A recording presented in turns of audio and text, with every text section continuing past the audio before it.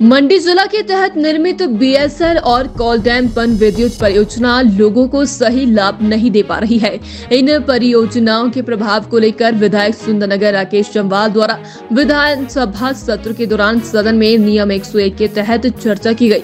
इस दौरान सदन में विधायक राकेश जम्वाल द्वारा भाखड़ा ब्यास मैनेजमेंट बोर्ड के बीएसएल प्रोजेक्ट की खाली पड़ी भूमि को जनहित में सरकार को स्थानांतरित करने की प्रक्रिया शुरू करने की मांग की है। इसके साथ बीएसएल प्रोजेक्ट से प्रभावित विभिन्न विधानसभा क्षेत्रों के प्रतिनिधियों और विधायकों की बैठक बीबीएमपी प्रबंधन के साथ करवाने की मांग भी की गई है। इसके साथ एनटीपीसी द्वारा निर्मित कॉलडैम विद्युत परियोजना का जल भराव होने के बाद प्रभावित क्षेत्रों में कई पैदल योग्य पुल, रास्ते और शमशान घाट पानी में समा गए, लेकिन आज तक इन समस्याओं को लेकर प्रबंधन द्वारा कोई प्रयास नहीं किया गया है। जानकारी देते हुए राकेश जम्वाल ने कहा कि जब भी किसी परियोजना का निर्माण कार्य शुरू होता है तो परियोजना प्रबंधन और सरकार के मध्य एमओयू हस्ताक्षरित होता है, लेकिन परियोजनाओं के निर्माण के बाद इससे पड़ने वाले सोशल इम्पैक्ट के बारे में पता चलता है।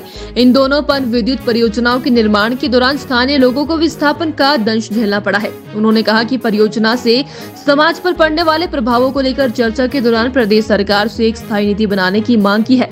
राकेश जम्वाल ने कहा कि विद्युत परियोजना के निर्माण को लेकर स्थायी नीति बनने से इससे आने वाली समस्याओं का ध्यान में रखकर हस्ताक्षरित किए जाएंगे। नियम 101 के तहत विधानसभा में चर्चा इस मुद्दे पर हुई और मैंने निश्चित तौर पर बीएसएल प्रोजेक्ट सुंदरनगर जो बीबीएमपी के द्वारा बनाया गया है तथा एनटीपीसी के द्वारा जो कोलडैम, दो प्रोजेक्ट जो पन विद्युत परियोजना मेरे विधानसभा क्षेत्र में, स्वाभाविक तौर पर जब ये परियोजनाएं आती हैं गवर्नमेंट के साथ एमओयू होता है, लेकिन उसके अनेकों प्रकार के परिणाम भी उसके बाद सामने आते हैं। हमारे लोगों ने यहाँ पर विस्थापन का दंश भी सहा है। लोग विस्थापित हुए, उन्होंने अपनी ज़मीनें दी इस प्रोजेक्ट को बनाने के लिए, लेकिन हमको इस प्रोजेक्ट से हमारे सुंदरनगर के लोगों को मिला क्या?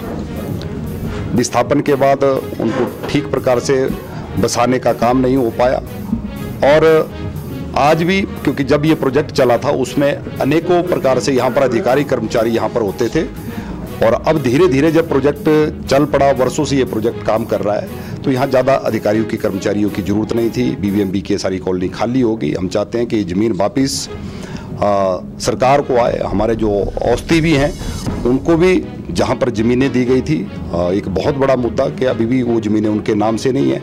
ये सारा मुद्दा मैंने विधानसभा के अंदर भी उठाया। और दूसरा, कोलडैम जो प्रोजेक्ट हमारा एनटीपीसी के द्वारा बनाया गया उसमें अनेकों हमारे पैदल चलने वाले पुल, रास्ते, मोक्ष धाम सब उस पानी में समा गए, लेकिन आज भी उनको बहाल नहीं किया गया है। इन सारे मुद्दों को लेकर हम विधानसभा के अंदर चर्चा भी की है।